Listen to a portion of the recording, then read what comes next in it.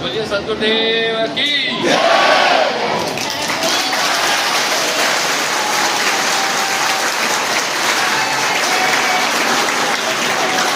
आपके ध्यान में ही दिव्य दृष्टि है, इसी ध्यान को सुरक्षित समाज कार्य गुना धर्म मिला बाहर की दुनिया दिवस लगी। आप कहाँ अपना मन लगा रहे हैं? आपको याद रखना, सुमरण के अलावा जो कुछ है का हमला समझ में आएगा, मैं क्या हूँ समझ में आएगा। पलट वजूद में अजब विश्राम है और मौजूद तो समझ आए। लेकिन जो आदमी बैलेंस कर रहे हैं समाज है, बैलेंस इस पर भी आदमी में चलाते हैं। आदमी को बैलेंस ही पूरा आचार लेकर बैलेंस रात पर दौड़ना है, तो जो जान जाता है फिर हो जाता है। इस तरह बनत बन जाएगी। अब बाहर के पटिए नौ द्वारे इंद्रियों में मूलाधार चक्र शेषन इंद्रिय मुंह भूलास्ता भूकाम ये भटकाती है। किसको? आपके ध्यान को। आपका ध्यान इसी में भटकता है, ये इंद्रियां भटकाती हैं।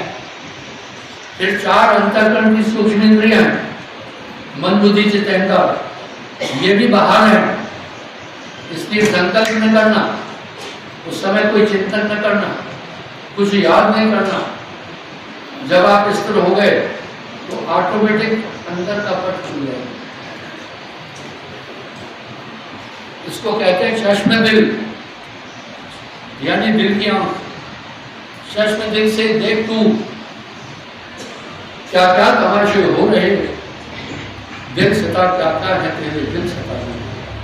ये है बाहर के पट बंद कर भीतर के पट खोल, तब आत्मा समझ में आएगी।